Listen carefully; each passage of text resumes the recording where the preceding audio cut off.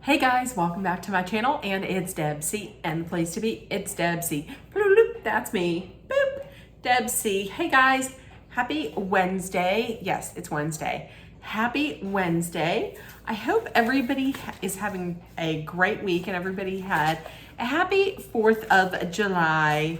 You know my thoughts on it, so I'm not going to say it. Listen, on Tuesday, was it Tuesday? No, it was Monday. That was a jam-packed night of reality TV. I watched The Bachelorette. We recapped that. But I want to talk tonight, I want to recap one of my new favorite shows. And I am really loving this. And it is Claim to Fame. It is season 2. If you don't know, it's hosted by two Jonas brothers. That is Kevin and Franklin, or Kevin and Frankie. I found out who two more people were related to. Carson. She's spelling her name wrong on the TV. She's spelling her name a different way than it should be spelled on TV, but she is related to Dale Earnhardt Jr. I believe I had heard that she is his daughter. And Monet is related to comedian JB Smoove. A little bit of water. Hydrate, everybody, in these days when it's so hot. So I think now we're all caught up on who is related to who. So last week we saw a little bit of this, but this week we really saw a lot of it. Alliances are really forming. And another funny thing came out is last week, people were like, what's up with Shane? She's very quiet and she's always doodling stuff in her notebook. She's really taking notes on everybody. In fact, she's not. Shane was just like, I'm not making notes, I'm doodling and I'm drawing. So they were all talking, and Shane had told a story about how her and her famous relative would go over to Michael Jackson's house because her relative was friends with Michael Jackson. So Chris took that to mean that she maybe went over there because she's related to Janet Jackson or possibly Lenny Kravitz. We all know she's not. She's related to Eddie Murphy. And also another theme of this week was Jane. Listen, watch out for Jane, because Jane is playing this card of like, she's the mother figure. Like, you can trust me, I'm the mother figure.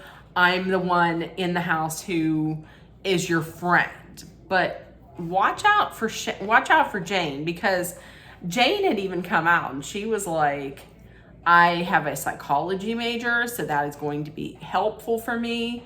So watching out for, under the topic of Jane, Travis went to Jane and gave the clue that he picked out for Shane to Jane and asked for some help. And she was like, you realize that Shane sleeps in the same room as me, so I don't know what to do.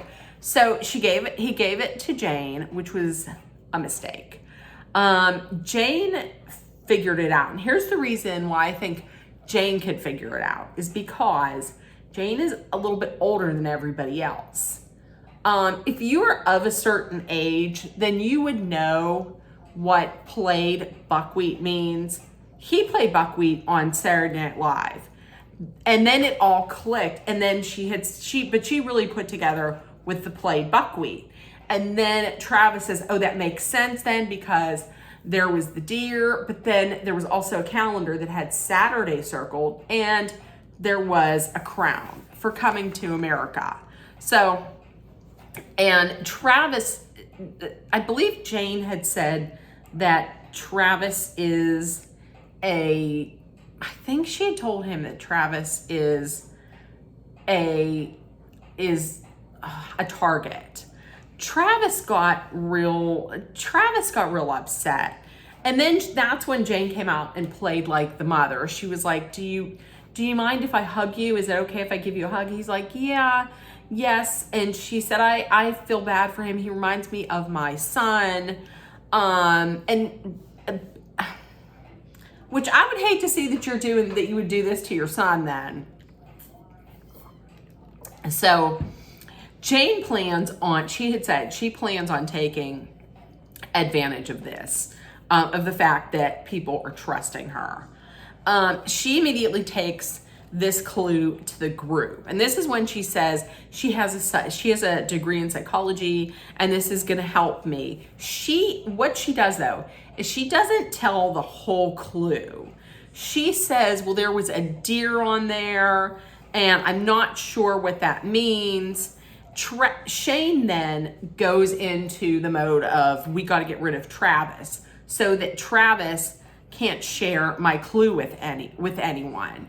Now, everybody bought what Jane was selling except for Chris and Carson.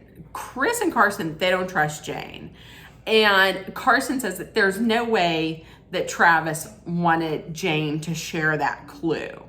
And they both agree that they have to get Jane out. They have a challenge. The challenge was in like 3 levels. So the first part was, I believe they had to put makeup on, and then they had to put on a top hat and a cape, and then they had to run down this red carpet that had I believe it was Legos maybe that were all on the carpet, and they had to run down and then pose. Oh, don't look at my bingo arms. Pose on. That's my thumbnail. Wait, pose on the red carpet at the end on the star. If I didn't have my bingo arms, I would throw my arm up and be like, pose. But I won't because I got bingo wings. So they had to do that. And then I believe they had to they had to put their hands in like a bucket of fish chum that stunk to high heaven. I swear I could smell it through the TV, to get an award, to show their award. And then they had to have, at the third one, they had like a thing attached to their stomach that would like, that the Jonas Brothers could like dial up. And the first person who tapped out was like the loser, and then the second person that tapped out was like the second loser, and whoever tapped out the last was the winner. Well, they all made it through, and that made me realize I really don't like Yuko. Not even a little bit. No, not even a little bit. The winner of that was Monet, because she won the first two challenges of that. The first 2 levels of the challenge. So Monet was the winner. Jane, and then the bottom 2 were Jane and Gabriel. So Jane, after that, Jane had talked with Monet, Cole, and Olivia. And she had mentioned how, listen, I don't know about Gabriel. Gabriel could very well mispronounce the name of Travis's celebrity relative. So to me, it sounds like she's really kind of pushing to get Travis out. But she starts putting on this whole act of crying about how she doesn't want to be the guesser, and she then comes out like off camera, comes out and just says that she's straight up lying. And I mean, that's what you're supposed to do. You're supposed to lie. Chris then pulls Travis aside and tells Travis that people know who his relative is, that he's related to Neil deGrasse Tyson. And Travis doesn't say anything like, oh shit, they know, or nothing like that. Because, I mean, why would you? He also says that Jane is the one that is telling everybody this, and that if Jane isn't picked as the guesser, then you may want to share Shane's clue. And by this time, before Chris says JR is in the bathroom, by this time, when all of this is being said, JR comes into the room and he's just sitting there. Well, JR then takes this information back to Cole, Monet, and Shane. He tells them that Chris told Travis to give Gabriel his clue, the clue of Shane. Monet then goes in and picks a clue. She picks Chris's clue because she says he's sneaky. Listen, everybody there is sneaky. That's how you play this game. She pulls it and she really has no idea of who it is. And to be honest with you, I knew who it was by looking at him because I think he looks just like a very young version of a younger, more hipper version of like Donny Osmond. But the first part said had a puppy and had a dog and had love. Well, that's Puppy Love. He sang Puppy Love. I don't remember the other ones. But then there were like 7 shirts. And I believe that there's 7 Osmond siblings, if I'm correct. I believe that there are. So then Monet says, if anyone asks whose clue I pulled, I'm going to say I pulled Travis just as like a confirmation clue to confirm that this is who he is related to. Hugo is talking. I can't remember who Hugo is talking to, but Hugo's talking to someone. They're looking at like the clue wall and they see a bunch of wigs. So Hugo thinks that Jane is related to like a rock star. I don't know that anybody is going to pick Dolly Parton for her. And I really don't think anybody is going to think Jimmy Carter. And this is where I think it helps if your celebrity relative is somebody who is like older, because most of the people in the house are younger. I mean, with the exception of Jane. And Jane isn't even like, 80 years old. Jane is older than the others. So I feel like if you have a relative who is, a little older that the younger peoples won't know, I mean, that could maybe help you. Monet then goes and is talking to everybody, and she says that she pulled Travis just for a confirmation clue. And when asked like what it had on there, she said it had something about cosmos and a bunch of stars. Well, everybody's buying it except for Chris. Chris is like, I don't believe that. I think it was maybe Chris and Carson, but Chris was like, I don't believe that she pulled Travis's, which that makes sense. I mean, that's all it's going to be on there are stars. That doesn't make sense. So Travis then talks to Gabriel. Gabriel tells Travis that Jane is the one who's telling everyone who his relative is, who Travis is related to. Chris here, and Chris is in the background, like listening in.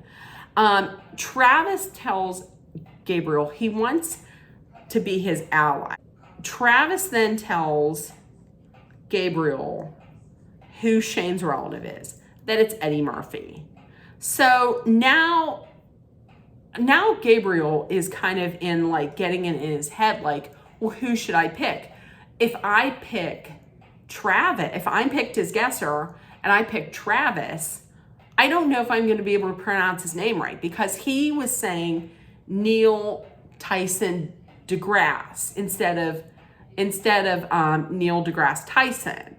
And you have to get it right. If you don't get it absolutely perfectly correct, then you're out.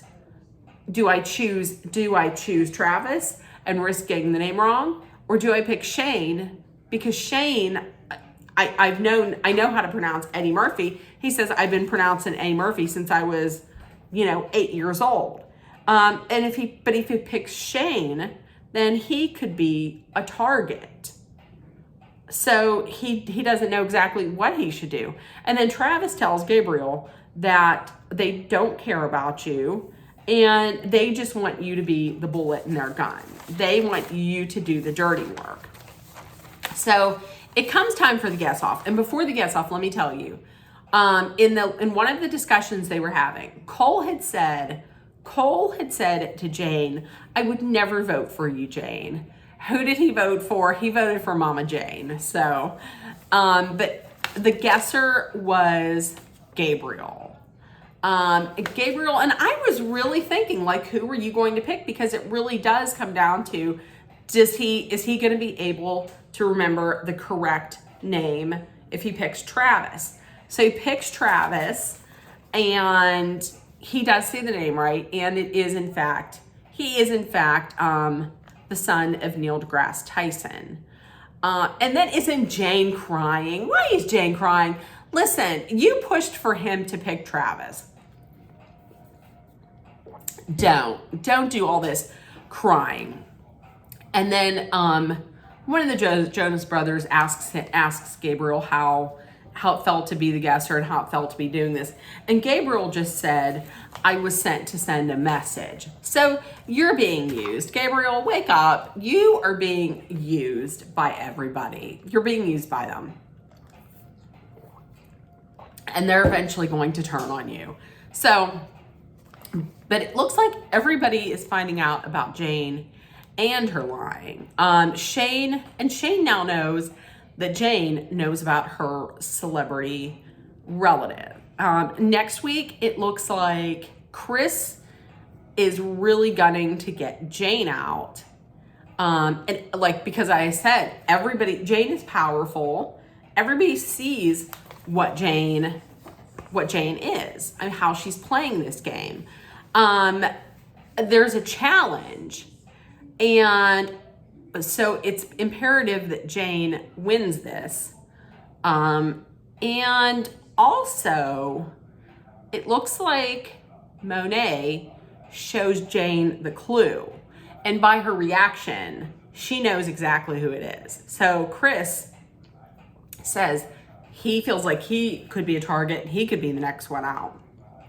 So we'll see.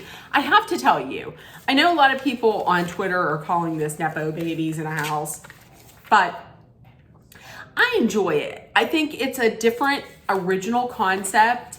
And in a day and age when usually what Hollywood will do is just reboot or reboot like a movie or a classic TV show or a game show. I like this. I like that it is an original concept, and I kind of think of it as Big Brother, but with less work involved, because they're in the house, they're forming alliances, but unlike Big Brother, where you have to watch it for 3 nights, this is just 1 night a week. Listen, I got all kinds of other stuff I need to be watching. That's another thing. I was maybe thinking about going back and watching Big Brother. I used to watch Big Brother all the time, and then I stopped. So I don't know. Let me know if you would like for me to do that. But with that being said, let me know what you thought if you watched it. And if anything else, if nobody told you yet today, I love you. You're loved, seen, and heard. Please make sure that you put love, kindness, compassion, acceptance, hope, and positivity out there. Please treat each other the way you would want to be treated and take care of one another. And I love you guys. And I will see you tomorrow. Bye, guys. Bye.